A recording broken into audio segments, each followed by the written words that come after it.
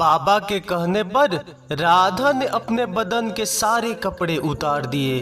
बाबा उसके अंगों से खेलने लगा और उसे दुआ देने के नाम पर उसकी इज्जत पर डाका डाल दिया।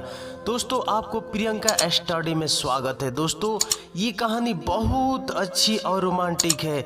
इसे पूरा सुनिए, देखिए एक बाबा का ढाबा यानी कि बाबा का दुआ। तो चलिए आगे बढ़ते हैं। रोज की तरह आज की सुबह भी सास की गाली और ताने से ही शुरू हुई। राधा रोज रोज के झगड़े से तंग आ चुकी थी, लेकिन वह और क्या भी कर सकती थी। उसे तो सुनना था। वह चुपचाप सास ससुर और पड़ोसियों के ताने सुनती और रोती। राधा की शादी राजेश के साथ 6 साल पहले हुई थी। इन 6 सालों में जिन लोगों की शादी हुई थी वे 1-2 बच्चे के माँ बाप बन गए थे, लेकिन राधा अभी तक माँ नहीं बन पाई थी। इसके चलते उसे बांझ जैसी उपाधि मिल गई थी। राह चलती औरतें भी राधा को तरह तरह के ताने देती और बांझ कहकर चिढ़ाती। राधा को यह सब बहुत खराब लगता, लेकिन वह किस किस का मुंह बंद करती। आखिर वे लोग भी तो ठीक ही कहते हैं। राधा सोचती, मैं क्या करूं, अपना इलाज तो करा रही हूँ। डॉक्टर ने लगातार इलाज करने को कहा है, जो मैं कर ही रही हूँ, लेकिन जो मेरे बस में नहीं है उसे मैं कैसे कर सकती हूँ। एक दिन पड़ोस का एक बच्चा खेलते खेलते राधा के घर आ गया। बच्चे को देख राधा ने उसे अपनी गोद में बिठा लिया और उसे प्यार से चूमने लगी। जब सास ने राधा को दूसरे के बच्चे को चूमते हुए देखा तो वह बिफर पड़ी। वह उसकी गोद से बच्चे को छीनते हुए बोली, कलमुही, बच्चा पैदा करने की तो ताकत है नहीं, दूसरे के बच्चे से अपने मन बहलाती है। अरे तू क्यों डालती है अपनी मनहूस साया दूसरे के बच्चे पर? तू तो उस बंजर जमीन की तरह है जहाँ फसल तो दूर घास भी उगना पसंद नहीं करती। जब राधा से सास की बातें नहीं सुनी गई तो वह अपने कमरे में जाकर अंदर से दरवाजा बंद करके रोने लगी। रात को राजेश के आने पर राधा ने रोते हुए सारी बात उसे बता दी और बोली, मैं बड़ी अभागिन हूँ, मैं किसी की इच्छा पूरी नहीं कर सकती, ऊपर से मुझ पर बांझ होने का धब्बा भी लग चुका है। राधा की बातें सुनकर राजेश ने कहा, तुम माँ की बातों का बुरा मत मानो, उन्हें ऐसा नहीं कहना चाहिए। हर माँ बाप की इच्छा होती है कि उनके परिवार को आगे बढ़ाने वाला उनके रहते हुए ही आ जाए। तुमसे यह इच्छा पूरी नहीं होते देखकर माँ तुमसे उल्टी सीधी बातें बोलती है। तुम चिंता मत करो, तुम्हारा इलाज चल रहा है, तुम जरूर माँ बनोगी। राधा बोली, मेरी एक सहेली थी, वह भी बहुत दिनों बाद माँ बनी थी। माँ बनने में देर होते देखकर जब उसने अपना इलाज कराया तो जांच में उसमें कोई कमी नहीं पाई गई। कमी उसके पति में थी। जब उसके पति ने इलाज कराया तभी वह माँ बन सकी। हो सकता है उसी की तरह आप में भी कोई कमी हो, इसलिए मैं चाहती हूँ कि आप भी एक बार अपना इलाज करा लेते। राधा की बात सुनकर राजेश भड़क उठा, मुझ में भला क्या कमी हो सकती है? मैं तो बिल्कुल ठीक हूँ, मुझ में कोई कमी नहीं है। मेरी चिंता छोड़ो, तुम अपना अच्छी तरह इलाज कराओ। मैं मानती हूँ कि आप में कोई कमी नहीं है, लेकिन तसल्ली की खातिर राधा ने सलाह देने के ख्याल से ऐसा कहा। लेकिन राजेश ने उसकी बात को बीच में ही काट दिया, नहीं राधा, तसल्ली वगैरह कुछ नहीं, मैंने कहा ना कि मुझ में कोई कमी नहीं है। राजेश ने उसे डांट दिया। पति के भड़के मिजाज को देख राधा ने चुप रहना ही उचित समझा। शहर के बड़े से बड़े डॉक्टर से उसका इलाज हुआ, फिर भी उसकी कोख सुनी ही रही।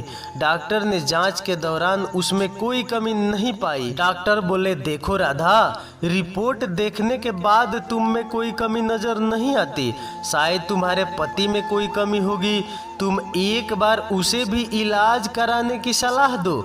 डॉक्टर ने उसे समझाया। अब राधा को पूरा भरोसा हो गया था कि उसमें कोई कमी नहीं है। माँ बनने के लिए कमी उसके पति में ही है, लेकिन उसे कौन समझाए। उसे राजेश के गुस्से से भी डर लगता था। एक दिन किसी ने राधा की सास को बताया कि पास ही गांव के डेरे में एक बाबा रहते हैं जिसकी दुआ से हर किसी का दुख दूर हो जाता है। सास ने यह बात अपने बेटे राजेश को बता दी और राधा को बाबा के पास भेजने को कहा। रात को राजेश ने राधा से कहा, कल तुम बाबा के डेरे में चली जाना। ठीक है, मैं चली जाऊंगी, लेकिन मैं डॉक्टर के पास गई थी। डॉक्टर ने मुझ में कोई कमी नहीं बताई, इसलिए मैं चाहती हूँ कि आप भी एक बार अपना। डरते डरते राधा कह रही थी, लेकिन राजेश ने उसकी बात को अनसुना कर दिया। राधा, मैं कहीं नहीं जाऊंगा, तुम कल डेरे में बाबा के पास चली जाना। ऐसा कहकर राजेश सो गया। राधा ने भी अपने माथे पर लगा बांझपन का धब्बा मिटाने के लिए बाबा के पास जाकर उनसे दुआ लेने की सोच ली। दूसरे दिन सवेरे नहा धोआकर वह बाबा के पास चली गई। बाबा के डेरे में लगी भीड़ को देखकर उसे भरोसा हो गया कि वह भी बाबा की दुआ पर मां बन सकती है। राधा बाबा के पैरों पर गिर पड़ी और कहने लगी, बाबा मेरे दुख दूर करे, मैं 6 साल से बच्चे का मुंह देखने के लिए तड़प रही हूँ। उठो बेटी, निराश मत हो, तुम्हें औलाद का सुख जरूर मिलेगा, लेकिन इसके लिए तुम्हें माहवारी होने के बाद यहाँ 4 दिनों तक रहकर लगातार दुआ मांगनी होगी। ठीक है बाबा, मैं जरूर आऊँगी। राधा खुशी से घर गई। घर आकर उसने सारी बातें अपनी पति को बताई। मैं कहता था ना कि जो काम दवा नहीं कर सकती, कभी कभी दुआ से हो जाती है। बाबा की दुआ पाकर अब तुम जरूर माँ बनोगी, ऐसा मुझे भरोसा है। तुम ठीक समय पर बाबा के पास चली जाना, राजेश ने खुश होते हुए कहा। अब राधा बेसब्री से माहवारी होने का इंतजार करने लगी। कुछ दिन बाद उसे माहवारी हो गई। माहवारी पूरी होने के बाद राधा फिर बाबा के पास गई। उसे देखते ही बाबा ने कहा, बेटी, जैसा कि मैंने तुम्हें पहले भी कहा था कि यही रहकर 4 दिनों तक लगातार दुआ मांगनी पड़ेगी, तभी तुम माँ बन पाओगी। जी बाबा, मैं रहने के लिए तैयार हूँ, राधा ने कहा। बाबा बोले, ठीक है, अभी तुम अंदर चली जाओ, रात से तुम्हारे लिए दुआ मांगना शुरू करूँगा। अपनी चाल को कामयाब होते देख बाबा मन ही मन खुश होते हुए बोला। रात को बाबा ने राधा से कहा, बेटी, इस दुआ के दौरान कोई भी बांझपन दूर करने वाले खुश होकर तुम्हें औलाद दे सकता है। इसके लिए तुम्हें सब कुछ चुपचाप सहन करना पड़ेगा, नहीं तो तुम कभी मां नहीं बन पाओगी। जी बाबा, मैं सब कुछ करने को तैयार हूँ, बस मुझे औलाद हो जानी चाहिए। राधा के इतना कहने के बाद बाबा उसे एक कोठरी में ले गए, जहाँ पर दुआ मांगने वाली सारी व्यवस्थाएं की गई थी। उसमें भी आग जल रही थी। बाबा ने उसे वहीं पर बिठा दिया और वह भी बैठकर दुआ मांगने लगा। कुछ देर तक दुआ करने के बाद बाबा ने कहा, राधा, अब मेरे में जो बांझपन दूर करने वाले हैं समा चुके हैं, वह तुम्हें औलाद का सुख देना चाहते हैं। इसलिए तुम चुपचाप अपने बदन के सारे कपड़े उतार दो और औलाद पाने के लिए मेरे पास आ जाओ, वह तुम्हें दुआ देना चाहते हैं। राधा ने यह सोचकर कि बाबा में बांझपन दूर करने वाले समा चुके हैं, वो जो भी आते हैं गलत नहीं करते, इसलिए उसने अपने बदन के सारे कपड़े उतार दिए। बाबा उसके अंगों से खेलने लगा और उसे दुआ देने के नाम पर उसकी इज्जत पर डाका डाल दिया। 4 दिनों तक लगातार बाबा ने इस दुआ के बहाने राधा से जिस्मानी संबंध बनाए। 5वें दिन बाबा ने कहा, राधा बेटी, हमारी दुआ कबूल हो गई, अब दुआ मांगने की जरूरत पूरी हो गई, अब तुम जरूर माँ बनोगी, तुम घर जा सकती हो। बाबा की दुआ लेकर वह खुशी खुशी घर लौट आई। 9 महीने बाद राधा माँ बन गई। उसे बाबा की दुआ लग गई थी। उसके माथे से बांझपन का धब्बा मिट चुका था। घर के सारे लोग बहुत खुश थे।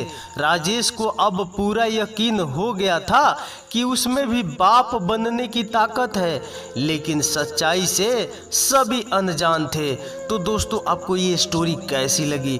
अगर अच्छी लगी और इस कहानी के बारे में आपको क्या कहना है, कमेंट में बताएं कि इसमें कौन सही और कौन गलत था। आप ज़रूर इसमें कमेंट कीजिए ताकि मैं आपको जवाब दे सकूं। तो चलिए अगले वीडियो मिलते हैं, तब तक नमस्कार, धन्यवाद, बाय बाय, लव यू।